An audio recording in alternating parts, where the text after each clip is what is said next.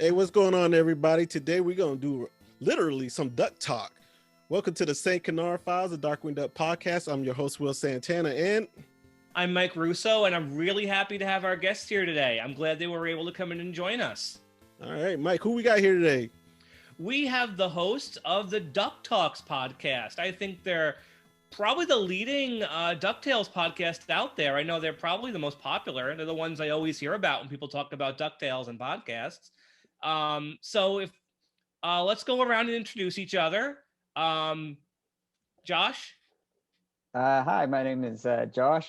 I go by the handle CCRunner524. I don't know I'm Pirate Steven. Okay. My name is Steven. I go by Pirate Steven because on the internet I thought it'd be fun to be a pirate. Pirates have fun. Pirates is something to fear in the sea. Right. Pirate's life for me. And my name's Mitch. Typically go by Infinirama616 on the internets.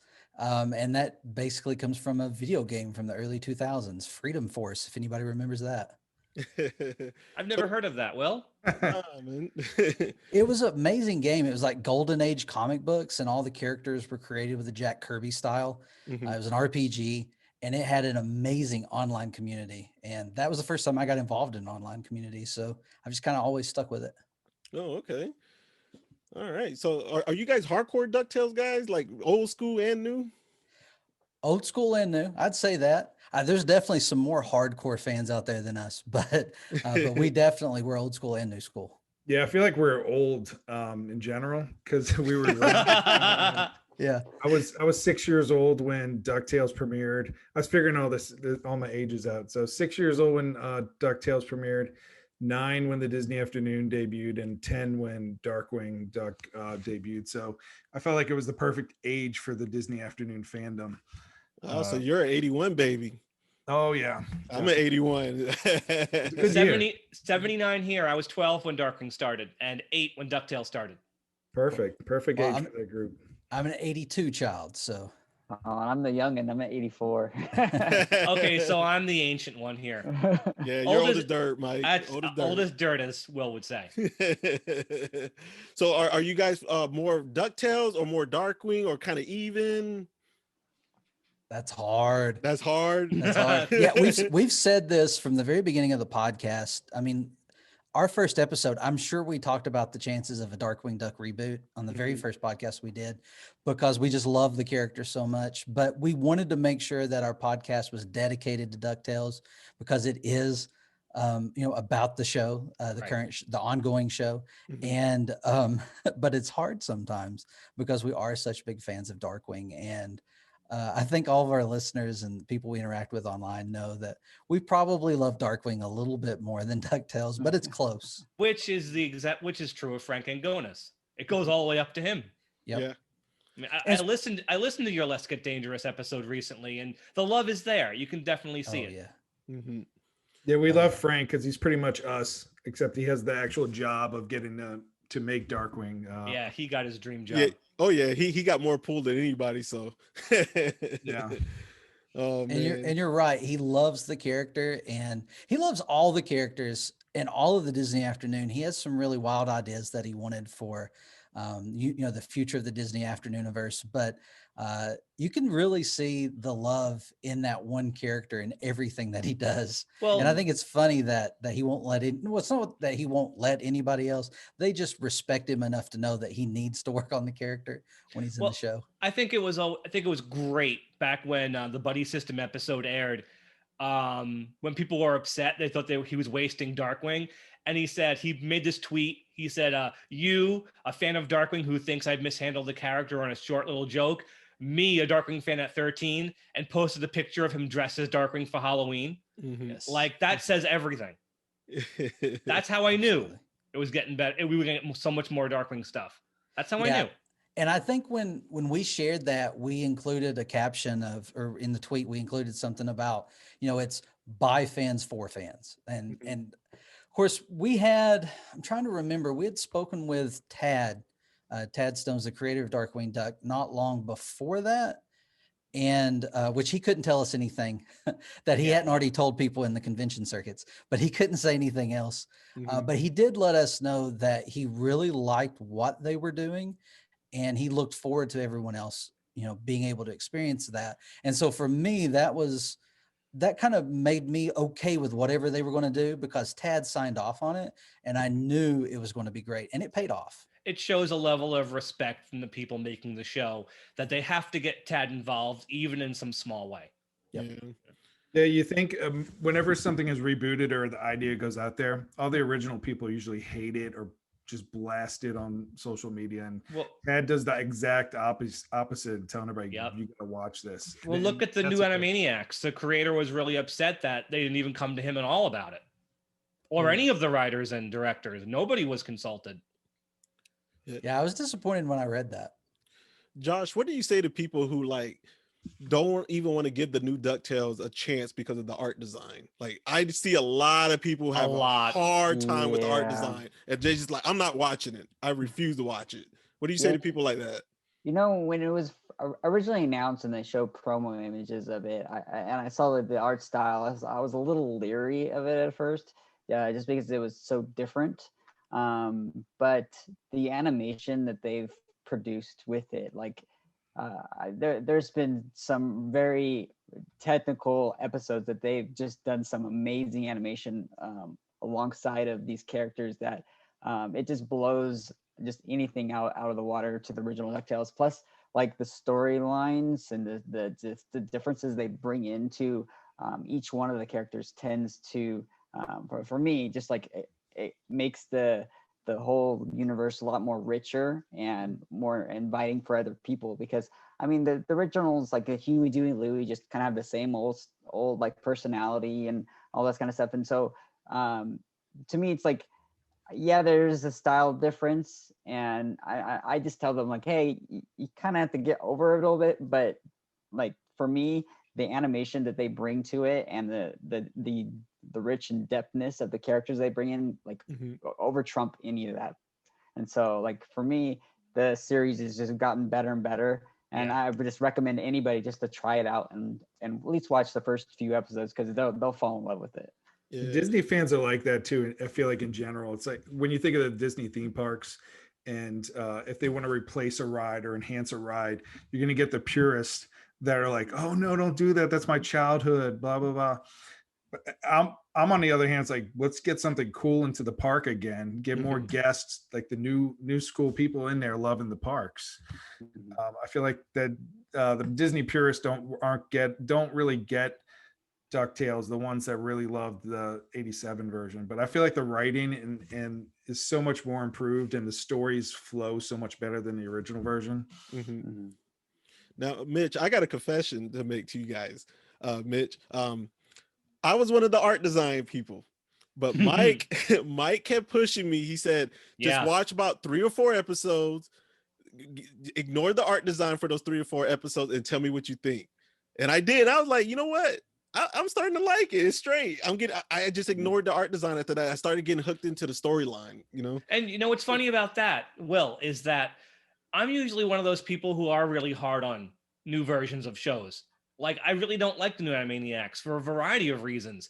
I'm hard on things that are, rebooted, but for some reason with DuckTales, nothing bothered me, because I had a sixth sense going in that whoever was in charge of this, because I didn't know who Frank Angonis was at the time, I just figured whoever's in charge of this must really like this. And I started hearing rumors about Darkwing even before the show started airing.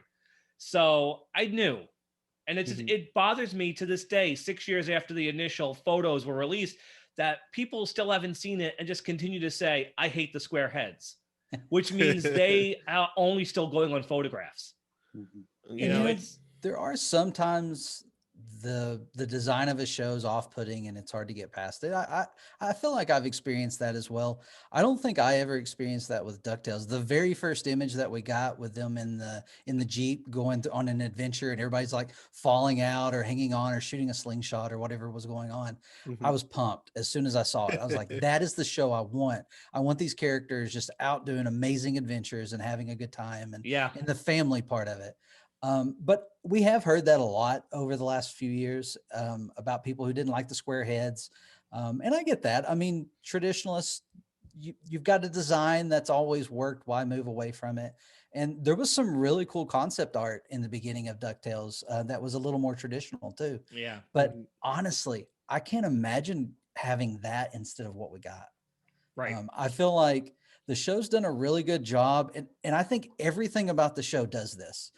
It does a really good job of kind of playing homage to what came before, like how you get the newspaper dots in the backgrounds, and how you get a lot of the designs that you immediately see it and you know what it is, even though it may be slightly different or way different from what we're used to. But at the same time, they do something brand new that you've never seen before and put a twist on something that you never expect. And I feel like the art design is just like that. I like that it isn't a slave to the original show. Yeah. Now, Mike is obsessed with the show. He loves it. I'm kind of like, I don't know if you guys heard our podcast, but I'm kind of like in the middle.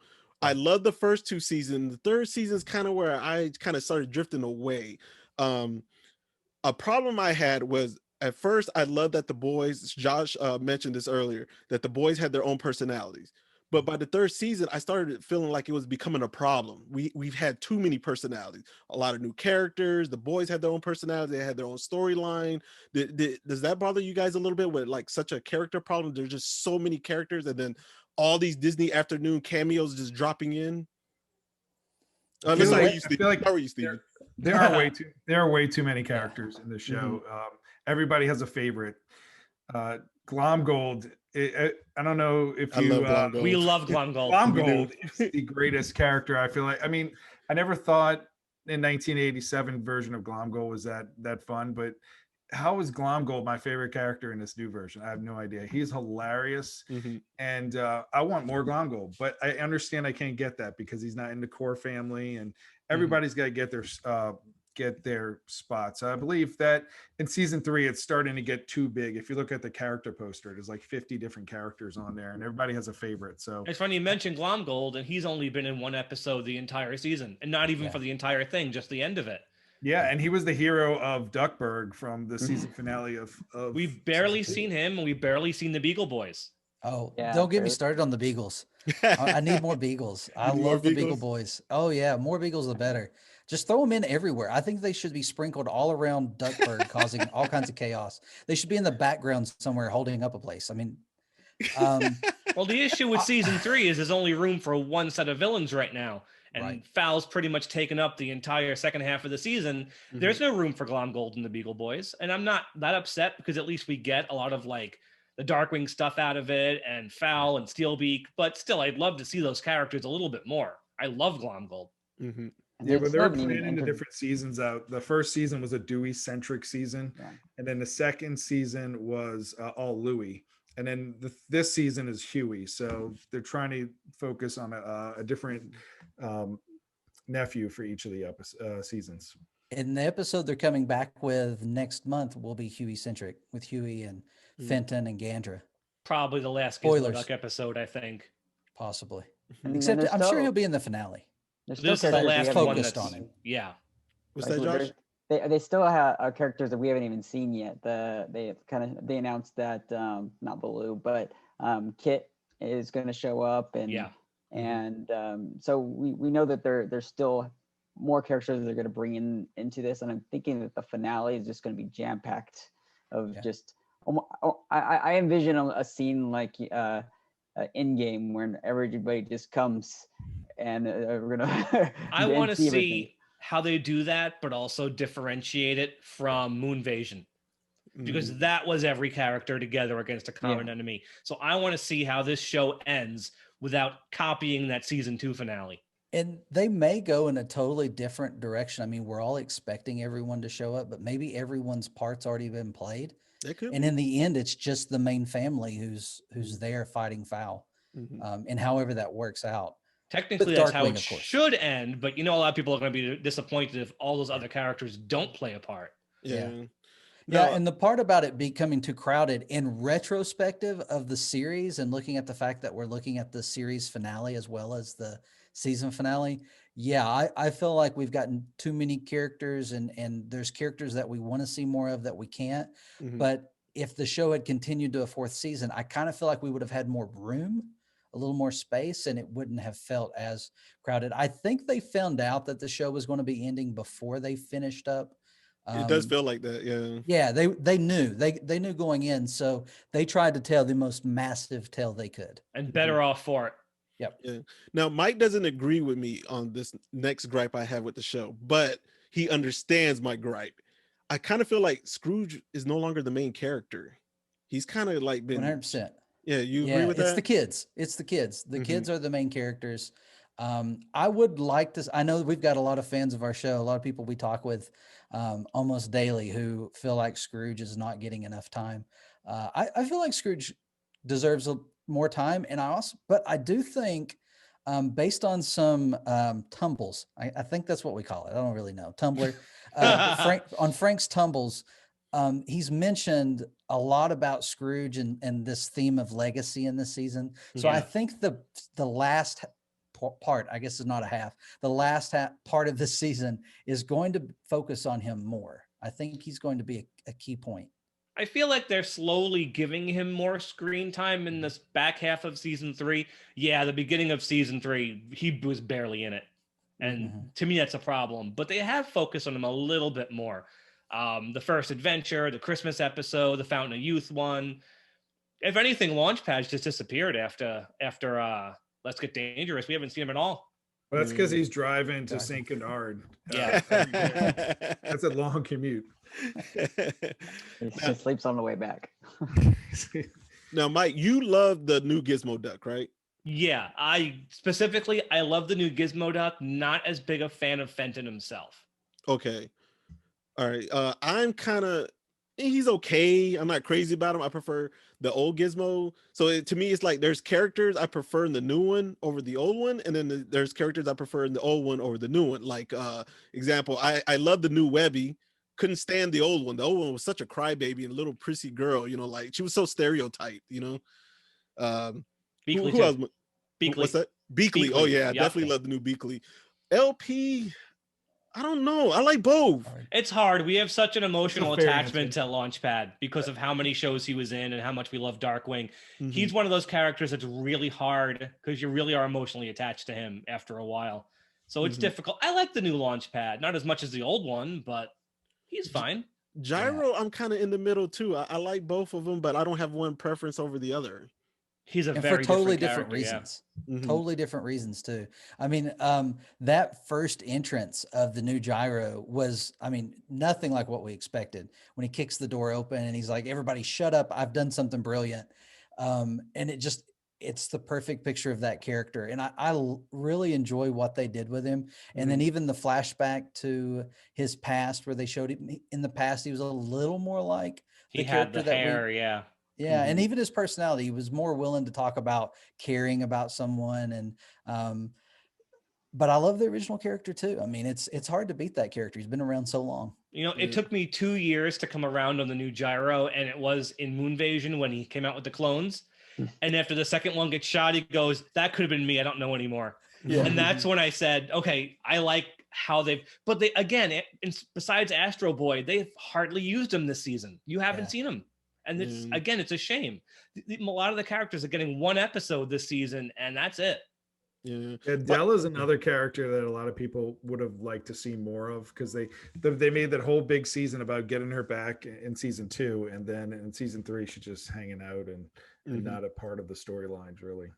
I'd be interested to see what kind of relationship between the old and the new, of how many characters were in episodes. So like, say the original had this many episodes of Gizmoduck, how much does the new one have? Well, once they came up with Gizmoduck on the original Ducktales, that's the only character they ever used. The last few seasons was all Gizmoduck was like in everything.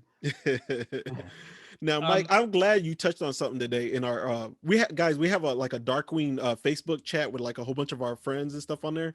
Yeah. And I've mentioned this numerous times how much I hate Mark Beats, and Mike brought it up today, and I was so glad he did, because I thought I was the only one who felt this way. Right. Josh, I'll let you counter me first or respond to me first after I finish this. But it really irritates me that they always have Gizmo with Mark Beats. I can't stand that. Like, why is he the only villain for him?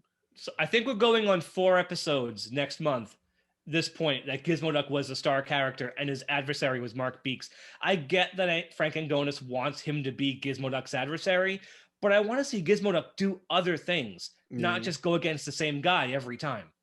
Yeah. Josh, how you feel about that? Him with Mark Beats? Well, I do have this kind of love-hate with Mark Beats. I actually like the character a lot, but I like him because of how annoying he is. And it does have a strange relationship between them, and I understand that they put them together because Mark Beaks is supposed to be this like tech mongrel, and he's trying to get the technology, and Gizmoduck really has the only big technology in the show to try and go for. I think the interesting dynamic that they have changed in this is just that is Gandra D. Gandra D. How do you say her name? Gandra D. Yeah, Gandra D. I can't say her name, but she is kind of more of an adversary of Gizmoduck. But then also they like each other, and in the original, she was just kind of like this secretary girl who another 80s stereotype. Yeah, exactly. And so they did give that relationship kind of a twist, but I do see that I feel like Mark Beaks was going to be used in a different way, but I think because of the whole technology things that they just put them together, and it's kind of a shame because I feel like Mark Beaks could have been more of a bigger villain to the family, but now he's kind of changed his focus to Gizmoduck and like solely Gizmoduck. Yeah, it's because that's his focus. His focus is on Gizmoduck. He wants that tech. I would like to see Gizmoduck go up against a supervillain or something, or a whole horde of Beagle Boys or something like that. When it's always Mark Beaks, you don't get to see him do different things as a character. Exactly. We saw him fight Doofenshmirtz though. That's true.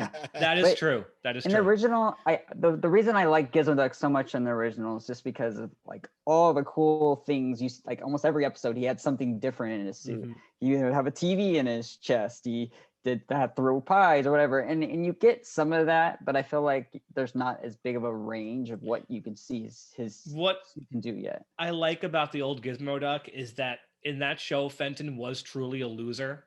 He was so scatterbrained. He lived with his mother in a trailer. She was trailer trash. He came from nothing, and he's still a complete spaz. And the fact that he's a competent superhero at all is amazing in the original Ducktales. In the new show, he's a genius. And it really changes who that character is. I like him as a big goofball in like tacky multicolored suits. I like the original Fenton. Not feeling the new one, but Gizmoduck himself, I'm cool with no matter what incarnation it is. Yeah. And I think that has something to do with some of the creators' fondness for the character and what maybe the spin that they gave the character and how they've changed him. Because I know that they spoke, he was in all of the promo stuff before the show came out.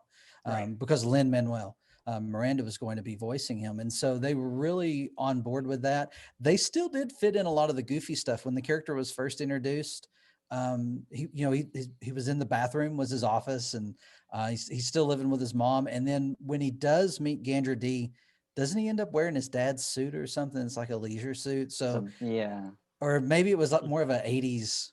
It was like more of a Miami Vice suit. When his mother said she had his dad's suit, my fingers were crossed that it was the same colors of the classic one, but it was like an 80s leisure suit. And I was like, oh, all right, they're not going to go in that direction. Oh, well, what are you going to do?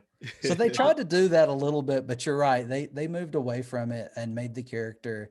I don't know if it's more appealing for a younger audience or not. I think he's pretty popular. I think his toy would have sold a lot of figures. I really wanted that. Oh, man. Yes, we've tried. We've still tried to see if we could get a hold of one, and nobody knows what happened to him. That's a shame. Now, Steven, who was your favorite villain in the old Darkwing, the 91 Darkwing? Great question. I like Magica the Spell. I feel like she was the main villain from the 87 Ducktales. What do you think of her new design? Oh, I like her new design. Yeah, she's fine. Yeah, I like Lena too, though. Lena's like one of my favorite characters, man. I freaking love Lena. If you can't get June Foray anymore, you might as well just do something totally different with Magica. Yeah, I like her design. I like her with the green, her green face, and I want her to face Scrooge some more. Hopefully, we get that before the series ends. She's I not. think She's that's not been as. hinted. She's not as obsessed with the number one dime on this series, right? Not anymore. Yeah, she Nope. was a little bit, right, for a couple of Yeah. episodes. Yeah. Yeah, they had Lena trying to get it because she was trapped in it, and that was Yeah. the obsession. But I don't think she's brought it up since. It's just been about getting her magic back, which she did. Yeah. She doesn't need And that we haven't time seen her now. since. Yeah. Yeah. Yeah, they don't really have much of anybody going after the number one dime anymore. Not even the No. Beagles. We've Very- not had an episode where the Beagles have like stormed the I like, want that wherever. so bad. Yeah. I was talking with Mike about that. Like, man, they need to have an episode where the Beagle Boys are trying to get in that money bin and everything. Yes. You They've know, never like, done it. Never I done need it. that. The Beagles need things. that. The Beagles thing in this show seems to be about getting ownership of the town back. Yeah. And they haven't touched on that all season because they haven't even had the Beagles. Yeah. So who knows? But let's talk a bit more about Darkwing, specifically the original show. Okay. Favorite villains. Steve, let's start with you. Favorite villains. We got a couple of them above me here. Yeah, I like Negaduck a lot, and I think he's my favorite. Okay, Josh. But there's no wrong choice. It's like my There favorite really is villain. not a wrong choice unless you say something like Ample Grime. Yeah. She's my go-to for It's awful Jambalaya Darkwing Jake, villains. I'm from I New would- Orleans, so it's Jambalaya Jake. I would say mine is Negaduck, but just to for the sake of being different, my second favorite is Quackerjack. There you go. That's my boy. All right. All right, man. Going last. Okay, so Negaduck was my number one, and Quackerjack was my number two. So, Wow, no but- Megavolt love. but well, that's what I was gonna say. But as a kid, it was probably Megavolt because it was hilarious how he would talk to all the appliances Mhm. and carry on like he was their champion. And as a kid, that just had me rolling. So as a kid, Megavolt. Okay. I should have Mike, got yours? my action figures out. I have the Megavolt that lights up. You have Yeah. the back up. I and have that lights too. up And in chest. there's Will's got his. How did that get approved? People listening to the podcast, Will just picked up his Playmates Megavolt and was flicking the little flint on the back. Yeah, I don't know how that got approved. And Mike, you were a Megavolt. Well, you're still a Megavolt guy. I'm still a Megavolt guy, but Negaduck sometimes gets close. Mhm. I go back and forth in the two of them, but it mostly is Megavolt. Yeah, I always tell our listeners like I'm a hardcore Quackerjack guy. So for the new Ducktales, I had it the best. I got Michael Bell to return as the voice did, actor. yeah. I had Mr. Banana Brain in there. Paddywhack had a little cameo. Like it didn't get no better than that, you know? No, Keith Ferguson does a great Megavolt, though. that is Yes. really good. Mhm. When he spoke as Megavolt in that first episode, I thought that was Dan Castellaneta. Yeah, so did Pirate. He messaged me at like 3:15 in the morning, and it's not even Steve. Yeah. When that episode went live, the buddy system, I think it was midnight Eastern time. It went on demand, and I called them two up. I'm like, dude, I don't know what y'all are doing. Just watch the first minute of this episode so you can see. So I'm not going to spoil it, but just watch the episode. So When I watched that one and Jim got to do a Darkwing entrance on film for the first time in I don't know how long, I dropped to my knees and I shouted. Now, Mitch, what was your favorite Darkwing episode from the 91 series? Is it a cop out to say Justice Ducks? No, I almost no. feel like it is, but I mean, honestly, that's the one that there was a long span where I didn't see the series from childhood until I was Right. an adult, and I didn't have any of the video.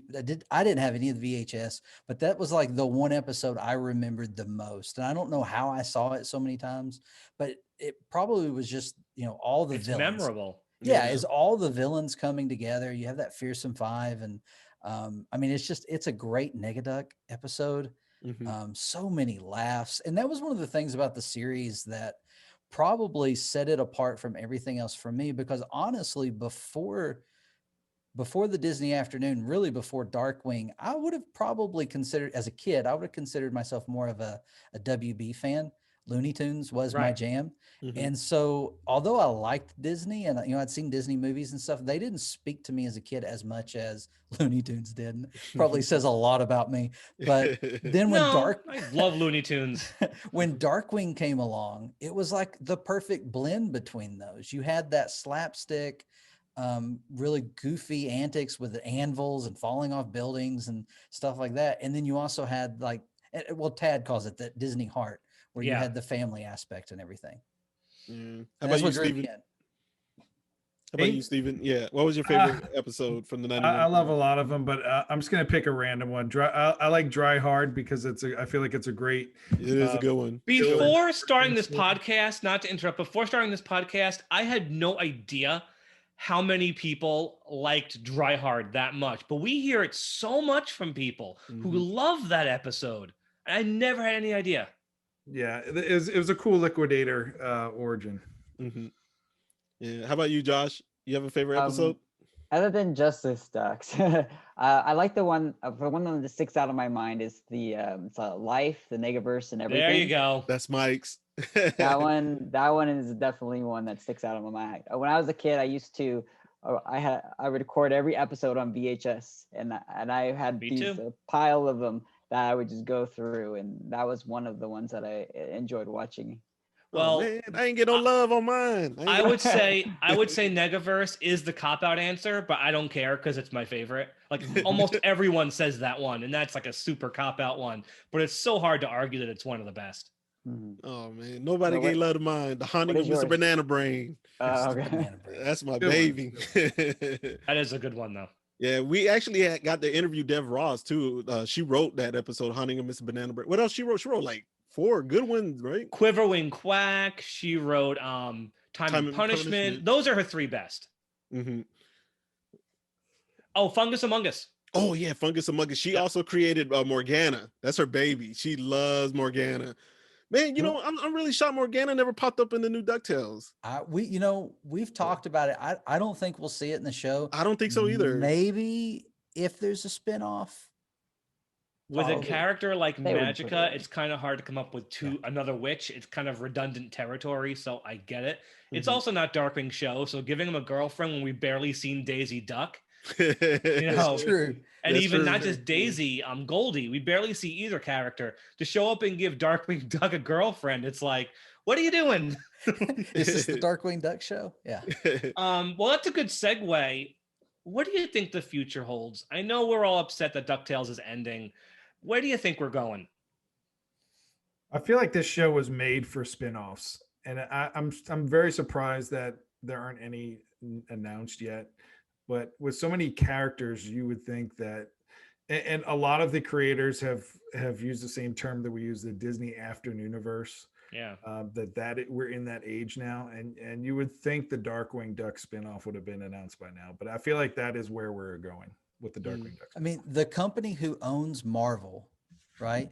Who has done this expanded universe, taken it from comics and made it translate into film, moving into television, also trying to do it right now with Star Wars, right? Trying to make it into more of a expanded multimedia universe that everybody is more aware of all the aspects.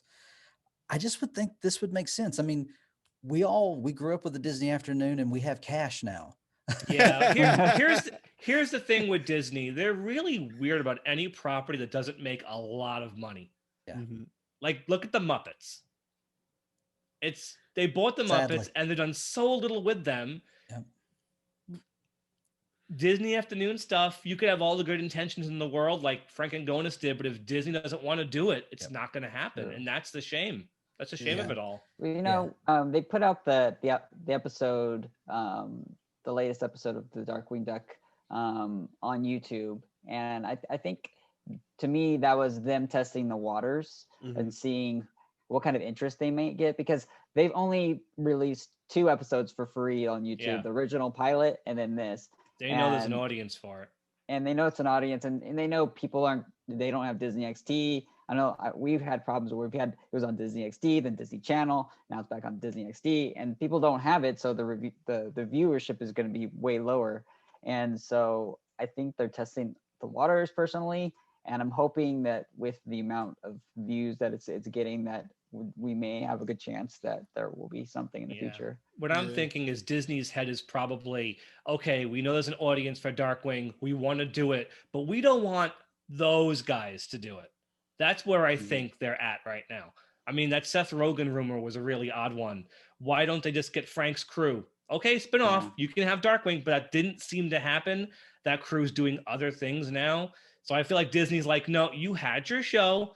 It's over. We want to do Darkwing, but we're going to do it a different way now. That's what I think is going on here.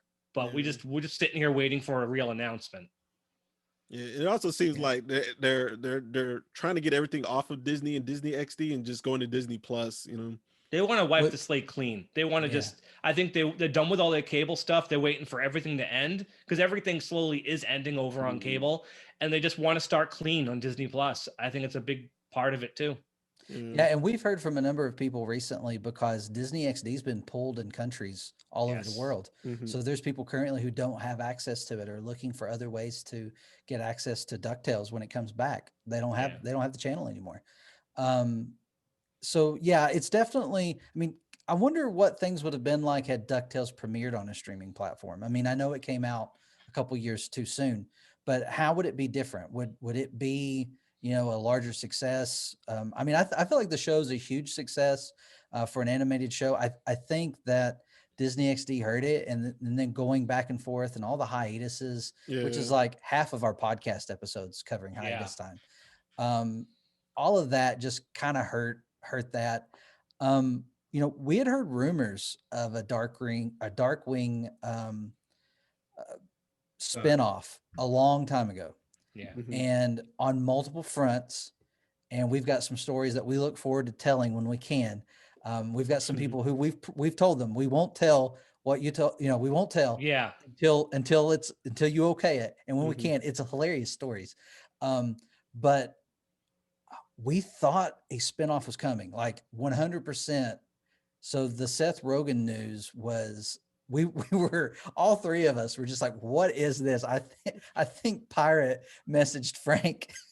It was like, what is this? Like, I mean, Frank has never told us that there's one. So I want to make sure everybody understands that. Frank's never spilled anything to us. Frank has always treated us in all of our private conversations the same way he does publicly. And when he's been on our podcast and he acts like he's going to tell us something, he never does. And it's fun. Right. It's fun. But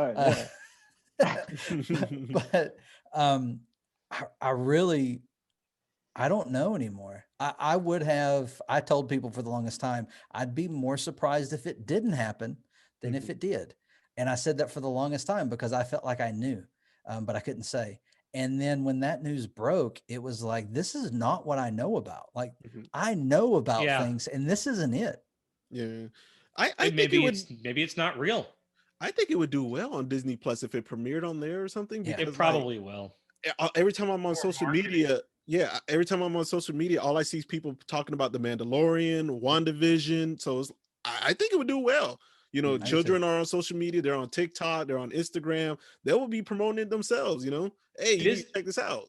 Disney has designs on the Disney Afternoon. I mean, Chip and Dale Rescue Rangers live action animated movies coming out on Disney Plus, which shows that Disney has some interest in reviving these shows apart from DuckTales. If they could do Rescue Rangers, I don't see why they can't do Darkwing. That's how I found the new DuckTales show before it was announced, is I was digging around online trying to find out about that Rescue Rangers movie because I'd heard about it. I was like, I got to have this. I need this. This is exactly the movie that I can't wait to take my kids to and to see. I hope it isn't a train wreck. You know, that I'm going to be optimistic. But what was it? It wasn't a synopsis. We got something not long ago in an article. The synopsis is horrible, but that's like, what is this thing? A very good Alvin and the Chipmunks movie, whatever the best one of those. But yeah, I have hope for that movie. I hope it does well. And the other Rescue Rangers thing that Disney's doing right now is there's a book series called The Mouse Watch, which is kind of a spin-off of the Rescue Rangers team. And Gadget's in it, and they mentioned the other Rescue Rangers in it. So it's really good. Disney knows that that people do like the Disney Afternoon and all the anniversaries. This is the 30th anniversary of Darkwing Duck, and I feel that the merchandise that's coming out this year, it's Tailspin got shafted last year. Yeah, poor Tailspin. Mike, isn't there some Disney books coming out? Yeah, you got the Disney sanctioned one, which has been delayed twice. So who the heck knows if that's ever coming out? But then you have the independent one from researcher Tim Van Hall, who I've been talking to back and forth over the past couple of years. That should be coming out soon too. Yeah. If there's anything worth looking forward to this year, I'm going to say pray for that to come out this year, because that's going to be amazing. But even the Disney sanctioned one, the Disney approved one, is going to be cool, I'm sure. And yeah, just that one I got some new news on that. That one's not coming out till 2022 now. Yeah. Oh, it got pushed back. Probably because they have to pull all the DuckTales 2017 stuff out of it. Yeah. I promise that's it. Yeah, because when we spoke with the author's Jake S. Friedman, and when we spoke with him, he was really excited about all this stuff because he got to go to the animation studio and spend some time with them and everything. And I hope that's not pulled out. Surely they're just rewriting it. Well, Tim Van Hal got to he came all the way to the States because he lives in Belgium. He got to hang out with Tad Stones for a few weeks and go through all of his, go through all of his stuff. And he had told me, because I hadn't talked to the author of the Disney approved one, that the book was a big portion of the book was going to be hyping the new DuckTales. Now it's ending. Yeah.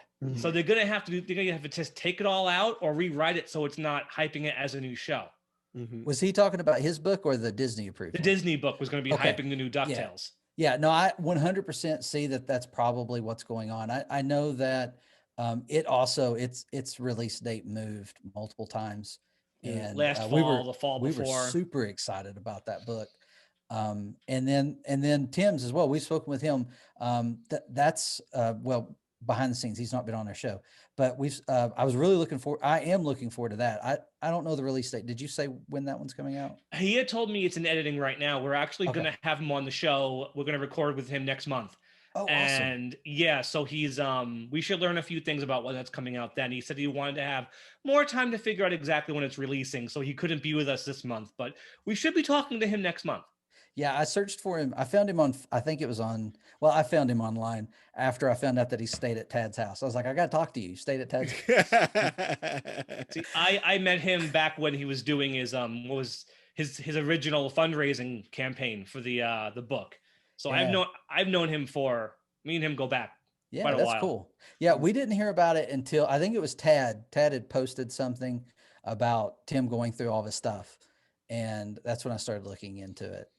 Mike, what book is coming out? The one with the Justice Ducks and the Legend of the Chaos God?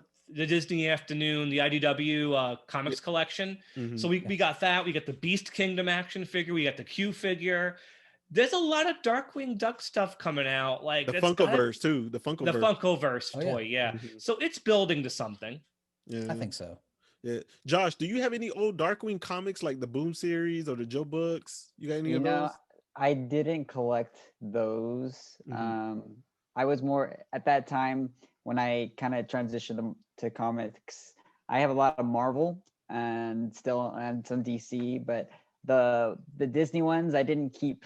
Like I kept the other one, so I'm kind of bummed. I do have the books though, the where they have multiple the collection trades. Yeah, and I was able to get some of those signed by Tad Stones and Aaron Sparrow, and so. Oh, don't feel bad, Josh. I didn't collect any until I met Mike. He put me on. I didn't even know what they were. I was buying multiples of each issue when they started coming out a decade ago.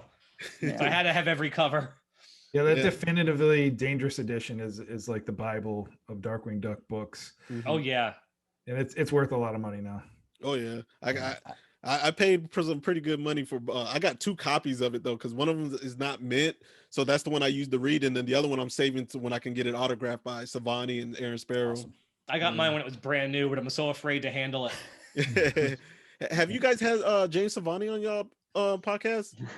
No, we need to. We've spoken with James, and sometimes with the 3 of us and recording schedules and everything, there's a lot of people that we've spoken with that we have that one of these days. Yeah, and that's one of them. We almost had him on one time, and there was a conflict that we weren't able to last minute, and that night was such a downer when we weren't able to do it. But we will. We've spoken with him multiple times. Pirate buys from him every week. So that was us with Mike Peraza last year. Oh wow! Yeah. I'm still so shocked we even got him when we did. Right when right when the pandemic hit and we had nothing to do and neither did he. We were able to snag him for an interview. That's awesome. I think now it probably wouldn't happen. Yeah. So He's busy right now. Yeah, Savani, the problem is he's in Hawaii. He's like 5 or 6 hours behind, ain't he? Yeah. And Aaron's really cool. I like talking with Aaron Sparrow. And we were trying to have both of them on at the same time, but really at this point, we've talked about it. We'd like to have them on separate because I feel like we need more time with them. I love that series. I missed it too when it came out, the Boom Studios, which by the time I started buying up Darkwing stuff and going back and trying to buy things, the Definitively Dangerous edition was like $20 on Amazon. It was like that awkward, time in between when I guess it had first come out and people started to realize what it was. And so I got a copy of it from Amazon and I did get it signed. I met Aaron and James at Dragon Con in Atlanta a few years back. And so both of them signed my copy and Tad has signed it as well. And I love that. Like I do read it. I'm the type of collector, like I don't collect a lot of things. I don't collect pins and I still don't collect Funko Pops that aren't Disney Afternoon. But that's something that I really enjoyed the story. And so I wanted to have a copy of it. I did, when IDW was reprinting those, I did get those, the Disney Afternoon Giants. But those weren't the rewritten versions, correct? Right. It was the original. Yeah. The one by Ian Brill. Yeah, that's it. Which that Rescue Rangers comic was really fun. I wanted to go back and check those. That was one of the reasons why I wanted to grab it. Now, I did like a virtual panel right when the pandemic started. Yeah. I don't know if you guys have seen it. I got Tad in it, Savani, Aaron Sparrow. The thing is movie length. It's like 2 hours long. I got all these people. Huge. I got all of them in there, and I was really shocked that a lot of people said their favorite part was Savani and Aaron Sparrow's on there. Yeah. They gave you a lot of great info on how they started the comic. Yep. Like that was a lot of good stuff. Yeah. And they're great guys. I mean, they're passionate fans. Like I said, I got to meet them a couple times, and then I also got to sit in on a panel at a Dragon Con that they were at. And they're just passionate fans. They just really, really love the character and they want to do something with him. And unfortunately, Disney Comics, I just don't know what's going on with that. I would love to have like current Disney Comics. Like I want current Uncle Scrooge, not reprints from, in other countries, which are great stories. And a lot of those are fun when I have a friend who localizes. I have a friend who localizes those. Yeah. But if we're all sitting here worried about the future of like actual like DC comics, what future does Disney Comics have? Right. I mean, comics just as an industry needs a complete restructure of some kind. Yeah, before something happens and they're gone for good. Yeah. We don't want that. It's so crazy to think about how popular Marvel is today. And yet comics struggle so much. I just don't understand. And I've had these conversations with different people. I mean, just why can't comics break? Why aren't they as popular as they used to be? Or is it just because it's because they moved in the comic book shops and they're not in the grocery store. I mean, it's like my daughter, she loves the Marvel heroes. She has Thor's hammer. She's been running around with it. She's 6. We've been playing Lego Marvel video game, but she doesn't know them from the comics. I have to keep reminding her. These were comics. They weren't just movies. And I feel like if I don't remind her of that, she would never know. Yeah. And that's most kids. And there's a huge community around Disney Duck comics online. When we first started podcasting and we were covering Ducktales and we were like, hey, we enjoyed 87 and we're here for 2017. We're excited about this. And like every email, every message that we got, we would end with, and you guys got to check out all those old comics. You got to read the comics. You got to read Don Rosa. You got to read Carl Barks, because honestly, and we've always been upfront about this, we hadn't read them until people kept on us. And man, those are some great comics. We love those. Fantagraphics knocking it out of the park with those releases, re-releases. But I mean, fabulous looking books and hardcovers and great stories. I think we were trying to collect Life and Times original copies in the last couple of years, and I completed my collection last year, and it's one of my favorite. Like I'm a huge comic book fan. I've got mostly Marvel comics from all throughout my childhood. I have most everything, but those are like my prized possessions, and I just got them in the last year because they mean a lot more to me. Well, there are a lot of people who would say, and I think rightfully, that Scrooge McDuck is one of the greatest comic book characters that have ever been created, and they're not wrong. Right. Like he is still crazy popular in almost every country that isn't the US, funny enough. So is Donald Duck. Like he's gigantic, but they know him from the comics overseas. That's where he's most popular. And that's sounds one like of the things you were describing Don Rosa as well. Nobody knows him in the United States, but he's in Italy or in Sweden. And Finland. the Americans who meet him always ask him about Ducktales, and he hates that. Got a sign on his desk. Put signs on his desk. Do not ask me about Ducktales. All right, well, guys, we're running out of time. Pirate, can you plug where people can find you guys at and stuff, man? And what's the name of the podcast? You know where we're at, Pirate? We'll have Mitch. Let me do some of it. We have our Twitter account that we post nonstop. One of my bad habits is I'm plugged into the internet nonstop, and I just whenever I find merchandise or anything, I'm putting it on there for Disney Afternoon. And that's at Ducktalks is the Twitter account. We also have a blog, which is ducktalks.com, which we put a lot of different product reviews and information about episodes. And yeah, people hate us because we make them spend money. We got our first meme this year of someone. It was Glomgold saying "Curse you, Duck Talks," and I saved great. it. Like that's how I know I've made a dent in the internet, is that I have a meme. Oh man, Josh, I'll tell you where you can find our podcast. Okay, Josh, can you tell us like what upcoming episodes y'all may have of the podcast? Yeah. Oh. we filmed something last week and I wasn't able to make it, so we'll probably be filming some episodes in the next few weeks. Okay. We're changing our format a little bit, but once the new episodes of Duck Talks hit, we're going to be probably shooting out episodes every week for the last I think there's like probably 5 more episodes. Is that something like that? Yeah. Where can people find your podcast? You can find us.